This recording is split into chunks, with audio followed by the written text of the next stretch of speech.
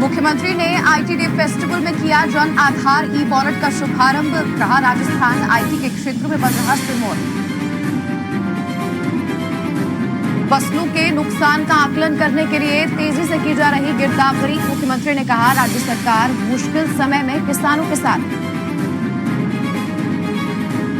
चूरू के ताल छापर में 2 दिवसीय बर्ड फेस्टिवल का हुआ समापन। छात्रों और पर्यटकों ने बर्ड वॉक में निहारा पक्षियों की गतिविधियों को। मुख्यमंत्री श्री अशोक गहलोत ने सोमवार को राजस्थान कॉलेज में चल रहे आईटी फेस्ट का विजिट किया। इस दौरान मुख्यमंत्री ने वहां मौजूद युवाओं से बातचीत कर आईटी के क्षेत्र में किए गए उनके नवाचारों के बारे में जानकारी दी। इस दौरान मुख्यमंत्री ने कहा कि आईटी के क्षेत्र में राजस्थान सरकार काफी बेहतरीन काम कर रही है। उन्होंने कहा कि आज यहाँ युवाओं से बात कर और उनके द्वारा आईटी के क्षेत्र में किए गए नवाचारों को देखकर मुझे खुशी और गर्व हुआ। राजस्थान के अंदर हम लोगों ने आईटी को बहुत प्रायोरिटी सेक्टर बना रखा है।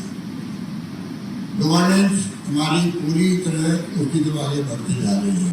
टेबल पर बैठे हमारे साथियों ने बातचीत करी, क्योंकि नवाचार देख के मुझे बहुत आश्चर्य हो रहा है। बहुत सुखद आश्चर्य होता है, खुशी होती है, गर्व होता है। वहीं मुख्यमंत्री ने कॉमर्स कॉलेज में आईटी दिवस समारोह के तहत जन आधार ई वॉलेट का शुभारंभ किया। साथ ही राजस्थान डिजिटल यात्रा रिपोर्ट का भी अनावरण किया। मुख्यमंत्री ने इस दौरान मुख्यमंत्री आश्रित योजना भी लॉन्च की। वहीं इस फेस्ट में चल रहे जॉब फेयर में सर्वाधिक पैकेज 33 लाख का दिया गया है। इस अवसर पर मुख्यमंत्री ने कहा कि राजस्थान आईटी में सिरमौर बनता जा रहा है। प्रदेश सरकार की योजनाओं का लाभ भी आईटी के कारण लोगों को बेहतर तरीके से मिल पा रहा है। सरकार की मंशा भी है। हम कई बार कहते होंगे आईटी सरकार के टॉप प्रायोरिटी में है। आज से पहली बार जब मुख्यमंत्री था 98 के अंदर, तो सन 2000 के अंदर हमने पहला जो आज 80,000 ई मित्र है, उस वक्त में एक लोक मित्र खोला था। हमने एक सिर्फ शुरुआत थी। और जब हम बात करते हैं इस पूरे माहौल की, तो राजीव गांधी जो 40 साल की उम्र में देश के प्रधानमंत्री बन गए थे, नौजवान थे, उनका भी सपना था। और उस वक्त उन्होंने कहा था दुनिया के मुल्कों को देख करके हिंदुस्तान को भी 21st सेंचुरी में ले आना हम लोगों को। आईटी से क्रांति हो रही है देश में, दुनिया के अंदर। मोबाइल फोन, इंटरनेट, जो नॉलेज इज पावर। आज जब मोबाइल फ़ोन लेके आप बैठते हैं, स्मार्टफोन लेके बैठते हैं, तो आप देखते हो कि पूरी दुनिया का ज्ञान आपकी मुट्ठी के अंदर है। हम सबको गर्व होना चाहिए कि राजस्थान वो राज्य है जो आज आईटी के अंदर, आईटी में वो पूरे देश के अंदर सिरमौर बनता जा रहा है। सारी गवर्नेंस धीरे धीरे आईटी बेस्ड हो रही है। प्रदेश में बेमौसम बारिश, ओलावृष्टि और जल भराव के कारण किसानों को काफी नुकसान उठाना पड़ रहा है। इसको देखते हुए राज्य सरकार ने किसानों के नुकसान का आकलन कर गिरदावरी की रिपोर्ट तैयार करने के निर्देश दिए। किसानों के नुकसान को देखते हुए खुद मुख्यमंत्री पूरे मामले की रिपोर्ट ले रहे हैं। कृषि मंत्री श्री लालचंद कटारिया का कहना है कि राज्य सरकार इस संबंध में तेजी से काम कर रही है। उन्होंने कहा कि प्रधानमंत्री फसल बीमा योजना के तहत बीमित फसल के नुकसान होने पर किसान 72 घंटों के अंदर बीमा कंपनी और कृषि विभाग के स्थानीय अधिकारियों को सूचना देना जरूरी है। कृषि मंत्री ने कहा कि पश्चिमी विक्षोभ के कारण फसलों के नुकसान का खतरा अभी टला नहीं है, इसलिए किसानों को बारिश और ओलावृष्टि से सावधान रहने की जरूरत है। मुख्यमंत्री जी ने लगातार खुद मॉनिटरिंग कर रहे हैं। विभाग को भी आदेश दे रखे हैं। हमारा जो आपदा प्रबंधन विभाग है उसको भी उन्होंने आगाह कर रखा है। और जहाँ जहाँ भी नुकसान है उसका तुरंत आकलन करवाया जाए और किसान को राहत दिलाने की बात राजस्थान के मुख्यमंत्री खुद रोज चर्चा करके, रोज अधिकारियों से रिपोर्ट लेके ये सुनिश्चित कर रहे हैं कि जो किसान का नुकसान प्राकृतिक आपदा से हो रहा है उसका आकलन करके आज जो पकी हुई फसल है जिसपे किसान अपनी गाढ़ी कमाई को देख रहा था, आज वो निराश नहीं हो, उसको संबल मिले। तो प्रधानमंत्री फसल बीमा योजना जो आपदा प्रबंधन के जितने नॉर्म्स है उनके तहत किसान को मुआवजा देने की बात राजस्थान की सरकार और राजस्थान के लोकप्रिय मुख्यमंत्री अशोक गहलोत जी कर रहे हैं। प्रदेश में मिलेट्स को प्रोत्साहन दिया जा रहा है। कृषि मंत्री का कहना है कि राजस्थान मिलेट्स के उत्पादन में देश में विशेष स्थान रखता है। उन्होंने कहा कि पिछले दिनों जयपुर में आयोजित हुए मिलेट्स कॉन्क्लेव में भी किसानों को इस संबंध में नई जानकारियां दी गई। कृषि मंत्री ने बताया कि मुख्यमंत्री की मंशा है कि प्रदेश में मिलेट्स को प्रोत्साहन दिया जाए और किसानों को फायदा मिल सके। जवार या मोटा अनाज मोटे तौर पे सबसे ज़्यादा राजस्थान में पैदा होता है, तो ये बात सही है कि यदि हम इसमें रुचि लेकर, और मुख्यमंत्री जी खुद इसमें रुचि ले रहे हैं, तो इसको प्रमोट करें तो निश्चित तौर पे आने वाले समय में राजस्थान के किसान को फायदा होगा।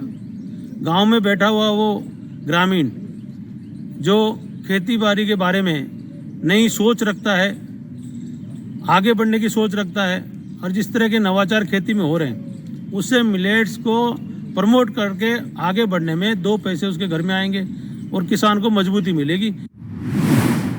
आपदा प्रबंधन मंत्री श्री गोविंदराम मेघवाल ने सोमवार को विधानसभा में कहा कि दिसंबर जनवरी महीने में पाला, शीतलहर और ओलावृष्टि से रबी फसलों को हुए नुकसान से प्रभावित पात्र किसानों को एसडीआरएफ नॉर्म्स के अनुसार कृषि आदान अनुदान भुगतान के लिए दिशा निर्देश जारी कर दिए गए हैं। जनवरी से मार्च महीने में फसल खराबा वाले प्रभावित किसानों को एसडीआरएफ नॉर्म्स के अनुसार विभाग द्वारा सहायता उपलब्ध करवाई जाएगी।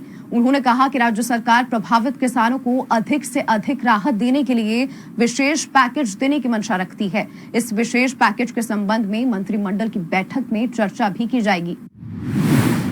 चूरू के तालछापर में आयोजित किया गया 2 दिवसीय बर्ड फेस्टिवल इस बार बच्चों के लिए काफी आकर्षण का केंद्र रहा। वन विभाग और संप्रीति संस्थान की ओर से इस बर्ड फेस्टिवल का आयोजन किया गया।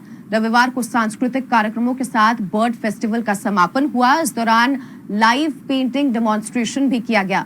बर्ड वॉक में पर्यटकों और फेस्टिवल में शामिल लोगों ने पक्षियों की गतिविधियों को भी निहारा।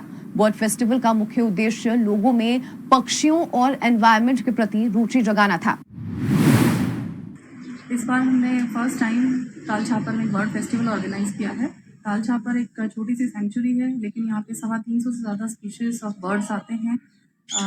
50 से ऊपर स्पीशीज के ऐसे बर्ड्स हैं जो सेंट्रल एशिया से माइग्रेट करके यहाँ आते हैं, काफ़ी टाइम तक रहते हैं। ब्लैक बक्स के लिए आमतौर पर जानी जाती है, लेकिन यहाँ पे जो बर्ड्स की दुर्लभ प्रजातियाँ आती हैं उसको लोगों में फेमस करने के लिए हमने बर्ड फेस्टिवल ऑर्गेनाइज किया है।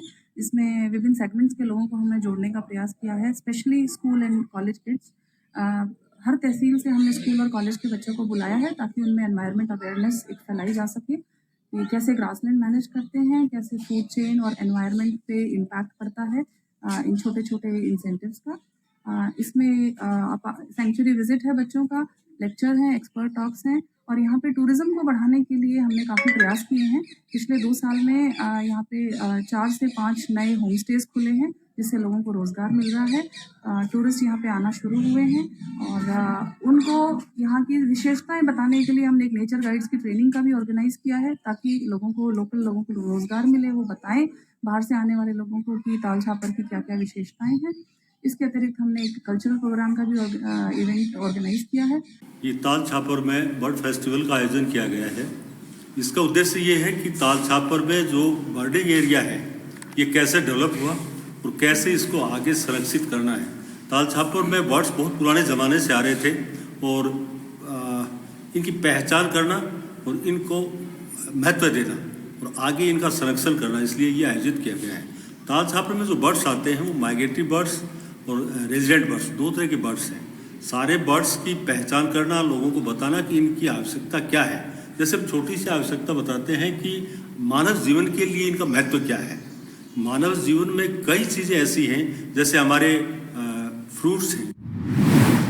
बालोतरा को जिला घोषित करने के बाद से वहां के स्थानीय निवासियों में खुशी का माहौल है। इसी खुशी को जाहिर करने और मुख्यमंत्री का आभार जताने के लिए बालोतरा निवासियों ने मुख्यमंत्री निवास पर पहुंचकर मुख्यमंत्री से मुलाकात कर उनका आभार जताया। इस अवसर पर बालोतरा से आए कलाकारों ने ढोल और थाली की ताल पर गैर नृत्य की बेहतरीन प्रस्तुति भी दी। तो जस्ट बुलेटिन में फिलहाल के लिए इतना ही, फिर होगी मुलाकात, तब तक के लिए नमस्कार।